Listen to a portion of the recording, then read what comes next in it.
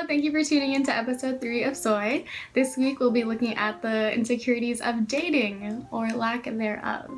The mornings are getting colder, the sun is setting sooner, and pumpkin spice is everywhere. Fall is upon us, my loves, and do you know what that means? It means that we're nearing the end of the scouting period and tryouts start this weekend. Cuffing season, whether you believe in it or not, is a term that was coined because who doesn't want that special someone to enjoy the cold winter weather with? I personally hate the idea of it, but I see the truth behind it. I feel that weird tinge of loneliness when I realize that I'm single come another cuffing season.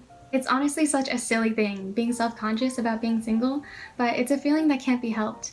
You're left wondering if you're not likable, if you're not pretty or handsome or sexy. It's not an insecurity that weighs heavily on the mind, but lingers in the back. It's something you're conscious of but not actively worried about.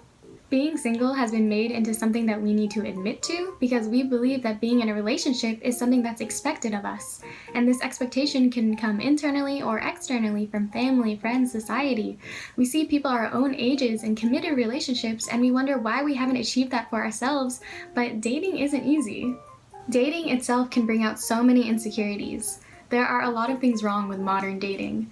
We're overly strategic with responses, we're always stuck in a gray zone, we're in a competition if we can care the least, and the fact that feeling unsure of ourselves is practically a given in the beginning steps of a relationship. Now, why would we want to put ourselves in that situation? But then again, we wonder why we're single, and it's a cycle where the only thing that remains constant is that we're alone. Strictly romantically speaking, because no one in APSA is alone. But what is wrong with being alone?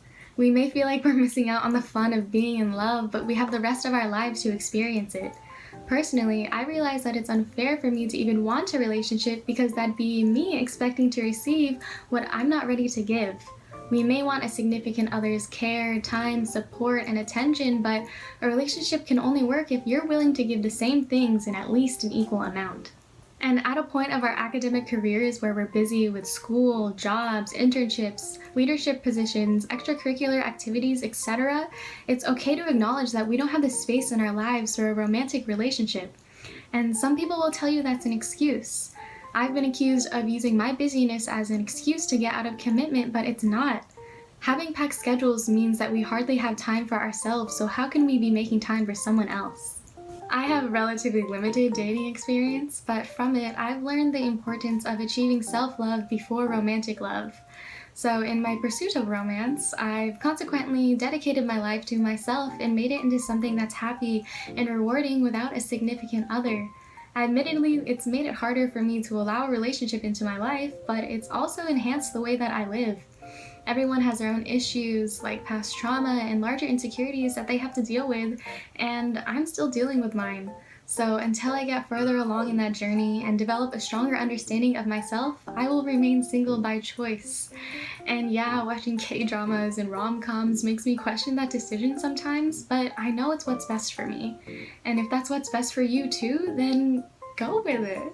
Instead of thinking about possible outside factors as to why you're single, I think it's best to look internally for your reasoning.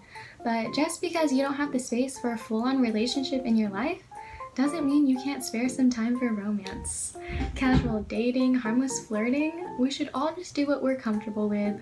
And if you happen to need advice, it's probably not best to come to me, but you know what? Just like when it comes to everything else, I'm always here to talk to.